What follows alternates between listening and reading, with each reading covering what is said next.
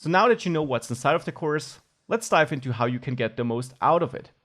So of course you should watch the videos. It's a video on demand course after all. Watch them at your speed, pause and rewind if I'm going too fast. I try to find the right balance for everyone, but if you feel like I'm too fast, slow me down or pause and go back to the start of the video again, because you should also code along and do the exercises. And sometimes that means that you have to pause the video so that you can code along. That's okay. Some students don't code along, which is why I don't have super long pauses in my video, since I want to create a good course for these students as well. But my recommendation really would be that you do code along, because that is how you learn the most.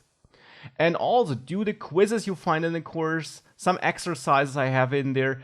Do all of that. Build your apps, build your own versions of my apps, because that is how you ultimately learn the most. Use all the course resources you find attached. That's my source code, which you can compare to yours if you're facing any errors. And also, of course, check out the different slides and cheat sheets I attach to various lectures in the course, since that can be really helpful, or it can be really helpful resources if you're coming back to this course after a while, or if you're working on your own projects.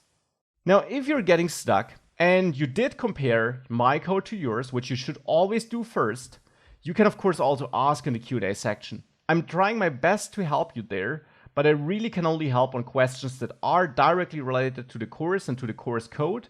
And I urge you to compare your code to mine first before you ask, because most errors can simply be fixed by comparing code, and you learn much more if you can find and fix an error on your own than when I tell you and you maybe don't really understand what was wrong.